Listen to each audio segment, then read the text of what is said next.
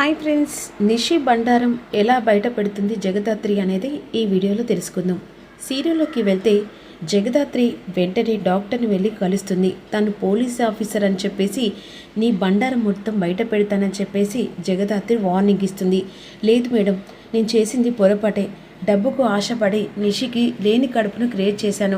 మీరు ఏం చెప్పమంటే అది చేస్తాను అనేసరికి ఈ నిజాన్ని అందరి ముంగట బయట పెట్టాలి అనేసరికి సరే మేడం, మీతో పాటుగానే నిజాన్ని బయట పెట్టడానికి వస్తానని చెప్పేసి ఈలోపు జగదాత్రి డాక్టర్ని తీసుకొని ఇంటికి వెళ్తారు. ఇక హాల్లో కూర్చొని నిషి హ్యాపీగా టీవీ చూస్తూ ఉంటుంది. ఆ సమయంలో జగదాత్రి డాక్టర్ని తీసుకొని వెళ్ళిన తర్వాత వెంటనే డాక్టర్ని చూసి షాక్ అయిపోతుంది.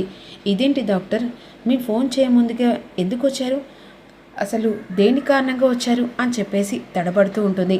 ఆ సమయంలో డాక్టర్ తల కిందికేసుకొని ఇదేంటి, ఇది వెళ్ళి డాక్టర్ని భయపెట్టి తీసుకొని వచ్చిందా, లేకపోతే నా నిజాన్ని బయట పెట్టడానికి తీసుకొని వచ్చిందా? ఏంటి డాక్టర్, ఎందుకు మాట్లాడట్లేదు? నేను మాట్లాడుతుంటే దాని వైపు చూస్తున్నారేంటి?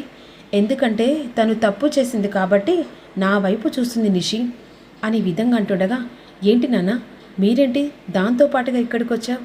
నా కూతురు ఎంత మంచి పనులు చేస్తుందో సమర్థించడానికి వచ్చానమ్మా. ఏంటి నాన్న? అవునమ్మా, నువ్వు చేసే ప్రతి పని నాకు పేరు తెచ్చేది కాకుండా తల మీద కిరీటం పెట్టేలాగా తెస్తున్నావు కదా నాన్న, నోర్మి అని చెప్పేసి వెంటనే భరద్వాజ్ చెంప పగల కొడతాడు. ఈలోపు కౌశికి హాల్లోకి వస్తుంది. తను 2 days వర్క్ పని మీద యుఎస్కి వెళ్ళిపోతుందన్నమాట. ఆ సమయంలో ఇక కౌశికి ఎంట్రీ ఇస్తుంది. ఇక ఏమైంది జగదాత్రి, ఎప్పుడొచ్చారు మామయ్య గారు? అవును, నిషిని ఎందుకు కొట్టారు, ఏం జరిగింది, ఈ డాక్టర్ ఎందుకు వచ్చింది అని చెప్పేసి కౌశికి అడుగుతూ ఉంటుంది. అప్పుడు వెంటనే నిజం బయట పెట్టడానికి డాక్టర్ని తీసుకొచ్చామక్క అని చెప్పేసి కేదార్ అంటాడు. నిజమా? నిజమేంటి? ఒక్క నిమిషం అని చెప్పేసి వెంటనే సుధాకర్ని తన రూమ్లోకి వెళ్ళి నాన్న బయటికి రండి. ఎందుకు? కొన్ని నిజాలు తెలియాలంటే ఇక కొన్ని మాటలు వినాలి కదని చెప్పేసి హాల్లోకి సుధాకర్ని తీసుకొని వస్తాడు. ఈలోపు డాక్టర్ని ఇక నిలదీస్తూ ఉంటాడు భరద్వాజ్.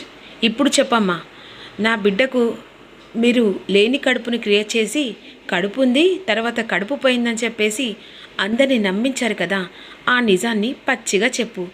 ఏంటి మామయ్య, మీరు ఏమంటున్నారో అర్థం కావట్లేదు. కౌశికమ్మ, ఇప్పుడు తను చెప్పే నిజాన్ని నువ్వే తన నోటితో విను. ఏంటి డాక్టర్, అసలు మా వాళ్ళు ఏం చెప్తున్నారు? సారీ మేడం, ఫస్ట్ మీరందరూ నన్ను క్షమించండి. నేను చేసింది పొరపాటు ఏం కాదు. డబ్బుకు ఆశపడి నిషికి కడుపు ఉందని చెప్పేసి చెప్పాను. అందులో నా పొరపాటు స్వార్థం కూడా ఉంది. ఎందుకంటే డబ్బాశ చూపించిన తర్వాత అలా అని తనకి కడుపు ఉంది, ఆ తర్వాత ఇక జగదాత్రి వల్ల కడుపు పోయిందని చెప్పేసి క్రియేట్ చేశాను. ఇది నేనాడిన నాటకం కాదు, వైజయంతి గారు నిషి గారు ఆడమన్న నాటకం. అలా అని చెప్పేసి చెప్పమన్నారు. ఈ కడుపు పోవడం కారణం కూడా జగదాత్రి గారని చెప్పమని కూడా చెప్పారు అని ఈ విధంగా అనేసరికి ఒక్కసారిగా సుధాకర్ కౌశికి షాక్ అయి చూస్తూ ఉంటారు. ఏం మాట్లాడుతున్నా డాక్టర్, అసలు నా కోడలికి కడుపు లేకపోవడం ఏంటి? సారీ సార్, అసలు మీ కోడలికి కడుపే లేదు. తను ప్రెగ్నెన్సీ కానే కాదు, అన్నీ అబద్ధం ఆడిచ్చి మాతోని ఇక కావాలని తను ప్రెగ్నెన్సీ అని మిమ్మల్ని నమ్మించే ప్రయత్నం చేయమంది. అలా అని డబ్బుకు ఆశపడి చేయడం నాది పొరపాటే అని ఈ విధంగా అనేసరికి వెంటనే ఏం మాట్లాడుతున్నావు డాక్టర్, లేనిపోని నా మీద నిందలు వేస్తున్నావా అని అంటుండగా, నాకు తెలుసు నిషి, నువ్వు ఏదో ఒకటి డాక్టర్ని అవాయిడ్ చేస్తావని నాకు బాగా తెలుసు. ఒక్కసారి ఈ వీడియో చూడండి వదిన అని చెప్పేసి వెంటనే తన దగ్గరికి వెళ్ళి ఇక నిజాన్ని బయట పెట్టడానికి భరద్వాజ్ వెళ్తారు కదా, ఆ వీడియో తీస్తుందన్నమాట. ఆ వీడియో తీసి జరిగిన విషయం డాక్టర్ చెప్తుంది. ఆ వీడియో చూసిన తర్వాత కౌశికి షాక్ అయి వెంటనే కోపంతో నిషి చెంప పగల కొడుతుంది. వదిన, నోర్మి, ఇంకొకసారి మాట్లాడితే పండ్లు రాలుతాయి. అసలు నీ ఆగడాలకు హద్దు లేకుండా పోతుంది. ఏంటి పిన్ని, పెద్దవారే ఉండి కనీసం నీ కోడలికి ఏం చెప్పాలో ఏం చెప్పొద్దో కూడా అర్థం కావట్లేదా? తల్లితనం అనేది ఊరికే రాదు, అది ఎంత అదృష్టమో ఉంటే వస్తుంది. దాన్ని అడ్డు పెట్టుకొని మీరు ఇద్దరు కలిసి ఆటలాడతారా? ఛీ, రోజు రోజుకి వీళ్ళ దిగజారుట్లకి అర్థం పర్థం లేకుండా పోతుందమ్మా. ఇలాంటి వాళ్ళన నమ్మి అన్యం పుణ్యం తప్పు చేయని వాళ్ళ మీద నిందలు వేసి దూరం పెట్టాను. చి, మీరు మనసులే పుట్టారని. అది కాదని కావాలని చేయలేదు. ఆ రోజు పని వల్ల నోర్మి ఇంట్లో పని కోసమని నీ కోడలికి కడుపు లేని కడుపు అని చెప్పేసి అబద్ధం ఆడించవా? నువ్వు కూడా ఇద్దరిని కన్నావు కదనే. తప్పు చేసిన కోడలిని సరిదిద్దకుండా నిషితో పాటుగా నువ్వు కూడా తప్పు మీద తప్పు చేస్తున్నావు. అయినా ఇది నీకు తెలియదా యువరాజ్ అని చెప్పేసి కౌశిక్ అడుగుతుంది. అప్పుడు తడబడుతూ ఉంటాడు. ఓహో, ఈ పాత్రలో నీకు కూడా భాగస్వామి ఉందా? అసలు మిమ్మల్ని ఏ మానాలో కూడా నాకు అర్థం కావట్లేదు.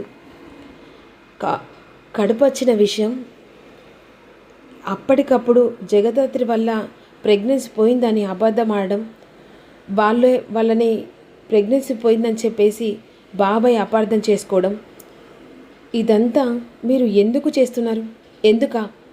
ఈ జగదాత్రి కేదార్ గడు నా ఇంట్లో ఉండడానికి వీలేదు. వీళ్ళు ఎలాగైనా బయటికి పంపించడానికే ఈ నాటకం ఆడం. చి, డోర్మి, ఏం మాట్లాడుతున్నావురా? సిగ్గుగా అనిపించట్లేదా? వాళ్ళని పంపించడానికి ఈ దారి ఎంచుకున్నావా ఏంటి? ఏకంగా కడుపును అడ్డం పెట్టుకొని ఈ దారి ఎంచుకున్నావా అనడానికి సిగ్గుగా అనిపించట్లేదురా? చి, నువ్వు నా కొడుకు అని చెప్పుకునడానికి నిజంగా సిగ్గుపడుతున్నారా? అయినా నా వల్ల కూడా పొరపాటైంది, కానీ మిమ్మల్ని వదిలిపెట్టాం. ఖచ్చితంగా మిమ్మల్ని పోలీసులో పట్టిస్తాం. ప్లీజ్ అండి, నా లైసెన్స్ పోతుంది. దయచేసి నాకు పేరుంది, ఆ పేరు 10 మందికి ఉపయోగపడేలా చేయాలి. కానీ ఇలాంటి వాళ్ళకి హెల్ప్ చేసి ఉన్న పేరు పోగొట్టుకోవడం కరెక్ట్ కాదు. ఇంకొకసారి ఇలాంటి పనులు చేశాననుకో, సారీ మేడం, దయచేసి నన్ను అర్థం చేసుకోండి. ఇక ఇలాంటి పనులు నేను ఎప్పుడు చేయను. దయచేసి మీరు నిర్ణయం తీసుకోకండి అనే విధంగా డాక్టర్ అక్కడి నుంచి వెళ్ళిపోతుంది. ఈలోపు నిషి కోపంతో ఏడ్చుకుంటూ పైకెళ్తుంది. అమ్మి అని చెప్పేసి యువరాజును వైజయంతి వెళ్ళిపోతారు. వెంటనే జగదాత్రి కేదార్ దగ్గరికి సుధాకర్ వచ్చి, నన్ను క్షమించమ్మా, నన్ను క్షమించు కేదార్, నా వల్ల మీరు ఇబ్బంది పడ్డారు, బాధపడ్డారు, అన్ని మాటలు అన్నాను. కానీ మీరు మాత్రం ఇక నా గురించి ఎప్పటికీ ఆలోచిస్తూనే ఉన్నారు. వీళ్ళు చేసిన మూర్ఖత్వం పనికి వాళ్ళని ఎలా నమ్మానో నా మీద నాకే అసహ్యం వేస్తుంది. వాళ్ళు ఇలాంటి వాళ్ళని తెలిసినా కూడా ఇలా చేయడంలో కరెక్ట్ కాదమ్మా, చి అని విధంగా అంటుండగా, అయ్యో మామయ్య గారు, మీరు అలా మాట్లాడకండి. మీరు మమ్మల్ని అర్థం చేసుకున్నారు, అది చాలు. మాకు నిజాన్ని నిరూపించడానికే మేము ఇన్ని రోజులు ఆగాం. మీకు నిజం తెలిసింది కదా, అది చాలు మామయ్య గారు. అవును నాన్న, నాకేదో వద్దు నాన్న. నీ ప్రేమ దూరమైతే నేను బ్రతకలేను. దానికోసం అని చెప్పేసి నిజాన్ని బయట పెట్టాను, అంతే తప్ప ఇంకా వేరే ఉద్దేశించి లేదు నాన్న అనే విధంగా అన్న తర్వాత ఇక ఈలోపు యువరాజ్ ఆఫీస్కి వెళ్తాడు. ఆ టైంలో ఇక వెంటనే అదే సమయానికి సోనీ కూడా ఆఫీస్కి వస్తుంది. ఇక ఒక ఫైల్ కోసం అని చెప్పేసి సోనీ కావాలని యువరాజ్ క్యాబిన్లోకి వెళ్తుంది. క్యాబిన్లోకి వెళ్ళేసరికి యువరాజ్ ఆఫీస్ వర్క్లో బిజీ ఉంటాడు. సార్, టిఫిన్ చేసి వచ్చారు సార్? గుడ్ మార్నింగ్ సార్ అని చెప్పేసి ఉంటుంది. చేసి వచ్చాం అనే ఫైల్ చూపిస్తూ ఉంటుంది. అన్ఎక్స్పెక్టెడ్గా ఇక యువరాజ్కి కావాలని తన ఒళ్ళో పడుతుంది. ఈలోపు వెంటనే నిషి వస్తుంది. నిషి వాళ్ళని చూసి షాకింగ్గా చూస్తూ ఉంటుంది. ఏం జరుగుతుందో తెలుసుకో.